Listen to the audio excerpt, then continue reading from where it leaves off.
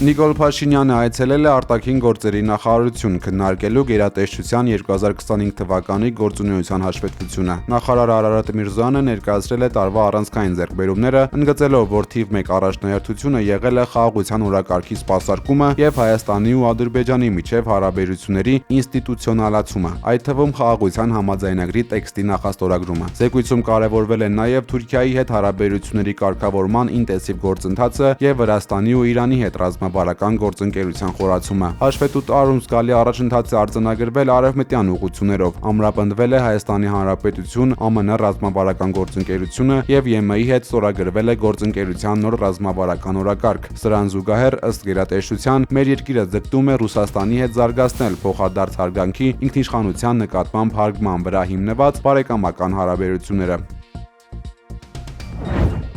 Ամենայն հայոց կաթողիկոս Գարեգին II Մայրաթոր Սուրբ Էջմիածնում ընդունել է զինված ուժերի այն հոգևոր սպասավորներին, որոնց ծառայությունը բանակում դադարեցվել է փետրվարի 1-ից։ Նորին սրբությունն իր հայրական օրհնությունն ու երախտագիտությունն է հայտնել գնդերես քահանաներին, բարձր գնահատելով նրանց տարիների նվիրյալ աշխատանքը զինված ուժերում։ Վեհափար հայրապետը մասնավորապես կարևորել է հոգևոր հայրերի դերը զինվորականների շրջանում հավատքի զորացման, հայրենասիրական ոգու ամրապնդման եւ բանակում բարոյական առողջ մթնոլորտի ձևավորման գործում։ Հանդիպման ընթացքում ամենայն հայոց կաթողիկոսը հոգևոր սպասավորներին նոր նշանակումներ է կատարել, հորդորելով նրանց նույնպիսի եռանդով եւ պատասխանատվությամբ շարունակել իրենց առաքելությունը եկեղեցական ծառայության նոր վայրերում։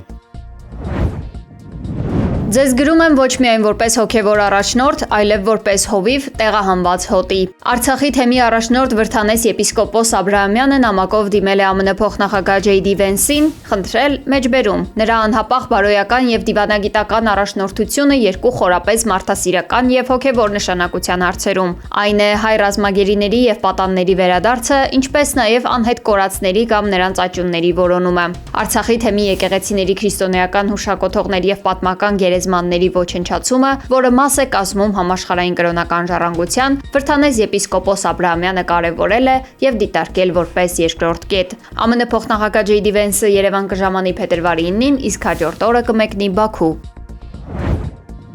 Հիդրոթերապևտաբանության եւ մոնիթորինգի կենտրոնի տվյալներով 2026 թվականի հունվարի 27-ից փետրվարի 2-ն ընկած ժամանակահատվածում Երևանի օդում փոշու պարունակությունը զգալիորեն գերազանցել է սահմանային թույլատրելի շեմը։ Մասնավորապես կենտրոն վարչական շրջանում գերազանցումներ են արձանագրվել ամբողջ շաբաթվա ընթացքում, Արաբկիրում 4 օր, իսկ Նոր-Նորքում փետրվարի 1-ին։ Թեև ծծմբի եւ ազոտի երկօքսիդների մակարդակը մնացել է նորմայի սահմաններում, սակայն փոշու բարձր մակարդակը լուրջ մտահոգությունների տեղիք է տվել։ Կենսաբանական գիտությունների թեկնածու Վահագն Վարագյանը իրավիճակը որակել է որպես հերթական քաղաքային կոլապսի նախաշեմ։ Ըստ նրա, խնդրի հիմնական պատճառը քաղաքային իշխանությունների ձնամաքրման աշխատանքների թերի կազմակերպումն է, ինչի հետևանքով մայթեզրերին կուտակվել են աղի եւ աղավազի մեծ կույտեր։ Ձյան հալվելուց հետո այդ կույտերը չեն հեռացվում, ինչն էլ հանգեցնում է օդի աղտոտվածության կտրուկ աճին։ Բնապահպանը զգուշացրել է, որ առաջիկա անձրևների ժամանակ մայթեզրերին մնացած աղավազը կհոսի դեպի հեղեղատար համակարգեր,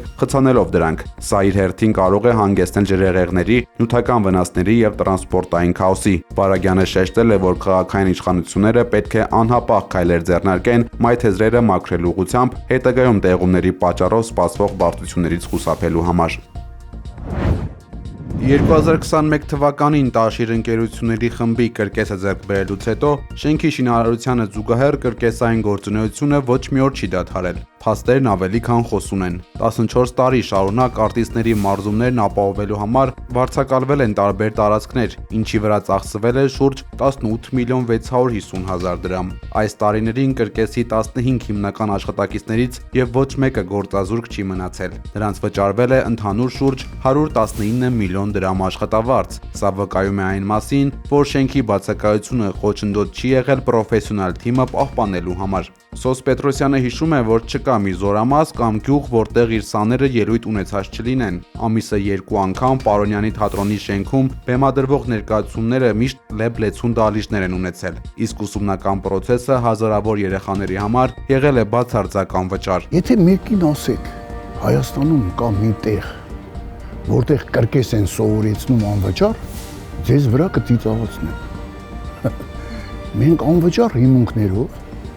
իհարկե Տաշիր գրոպի հովանու ներքո Միշտ մեր ուսումնական process-ը անվճար է եղել։ Ոչ մի լումա մենք երեխայից չենք վերցրել։ Չնայած շենքային պայմանների բացակայությանը կրկեսային կյանքը Հայաստանում ոչ միայն չի մարել, այլև կրթել է սերունդներ։ Տաշիր արենայի դռները բաց են, իսկ մարզումային process-ը շարունակվում է նոր թափով։ Երևանի կրկեսը պատրաստ է նոր հրաշքների, պահպանելով իր գլխավոր սկզբունքը՝ լինել հասանելի բոլորի համար եւ բարձր պահել հայկական կրկեսի պատիվը ողջ աշխարհում։ Սուդանի հյուսիսային Կորդոֆան նահանգում անօթաչու սարքի հարվածից զոհվել է առնվազն 24 խաղաղ բնակիչ, այդ թվում 8 երեխա։ Ողբերգության զոհ են դարձել տեղահանված ընտանիքները, որոնք փորձում էին մեքենայով փախչել երկում բռնկված թեժ մարտերից։ Միջադեպը հաջորդել է ՄԱԿ-ի Պարենի համաշխարհային ծրագրի մարդասիրական շարասյունի դեմ ուղղված թիրախային հարձակումների շարքին։ Ավելի վաղ արագ արձագանքման ուժերի իրականացրած հարձակումները որակվել էին միջազգային հումանիտար իրավունքի կոպտագույն խախտում եւ ռազմական հանցագործություն։ Տարածաշրջանում ռազմական գործողությունների կտրուկ սրմանը զուգահեռ տեղական իշխանություններն ու միջազգային իրավապաշտպան կառույցները պահանջում են անհապաղ պատժամիջոցներ կիրառել արագ արձագանքման ուժերի ղեկավարության նկատմամբ։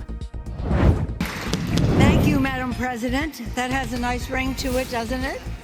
Ամերիկան ապրում է խեղճի ճգնաժամ, հայտարարել է ԱՄՆ ներկայացուցիչների պալատի նախկին խոսնակ Նենսի Փելոսին։ Նա իր ելույթում անդրադարձել է Միացյալ Նահանգների ղեկավարին, Կոնգրեսին եւ Գերագույն դատարանին։ Keeping our republic depends on you. Մենք ունենք նախագահ, որն իրեն թագավոր է հռչակել, Կոնգրես, որն ինքն իրեն վերացրել է, եւ Գերագույն դատարան, որը գերազանցել է իր լիազորությունները, ասել է Փելոսին։ Thank you for your patriotism. God bless America. Enjoy the evening. Thank you.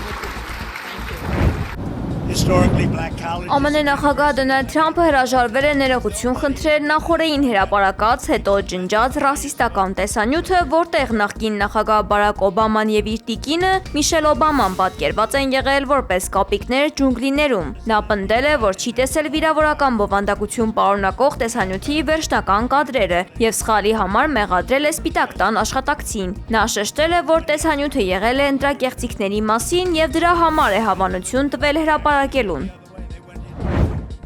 Бажаю здоров'я, шановні українці. Перше. Повітряні сили Збройних сил. ԱՄՆ-ն Ուկրաինային եւ Ռուսաստանին նոր առաջարկ է ներկայացրել, ավարտել պատերազմը մինչեւ այս տարվա ամառ։ Վաշինգտոնն առաջարկել է դադարեցնել հարվածները էներգետիկ օբյեկտների ուղղությամբ։ Ուկրաինան համաձայնել է։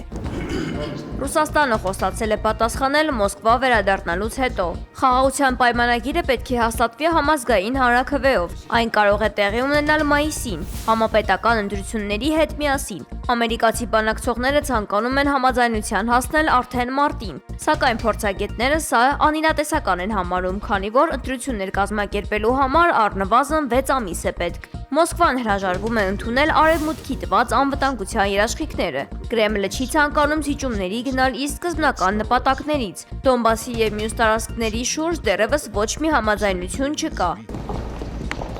Ուկրաինայում ռազմական դրության ժամանակ ընտրություններ անցկացնելն արգելված է։ Դրա համար օրենքներ պետք է փոխվեն։ Քանի դեռ բանակցությունները շարունակվում են, ԱՄՆ-ն նոր օգնություն է տրամադրում։ Պետդեպարտամենտը հաստատել է $185 միլիոն պահեստամասերի վաճառքը Ուկրաինային։ Սա անհրաժեշտ է ամերիկյան զինտեխնիկան սարքի վիճակում պահելու համար։ Ամերիկահայ աստղ Քիմ Քարդաշյանը պաշտոնապես հաստատել է, որ շուտով նոր օծանելիք է թողարկելու։ 45-ամյա Քիմն այս մասին հայտնել է կոմպլեքս ամսագրին տված հարցազրույցում, խոստովանելով, որ անհամբեր սպասում է թողարկմանը։ Գեղեցկության եւ օծանելիքի բոլոր արտադրանքները կթողարկվեն Skims Beauty նոր ապրանքանիշի ներքո։ Դրանց թվում կլինի նաեւ օծանելիք, որը Քիմն անվանում է իր հաջորդ երեխան։ Քարդաշյանը մեծ ծրագրեր ունի ապրանքանիշի վերաբերյալ։ Գեղեցկության շարքից բացի Skims-ը պատրաստում է համագործակցություն Nike-ի հետ։ Քիմն անկեղծացել է, ապագայում սեփական նորաձևության ցուցադրություններ անցկացնելու ցանկություն ունի։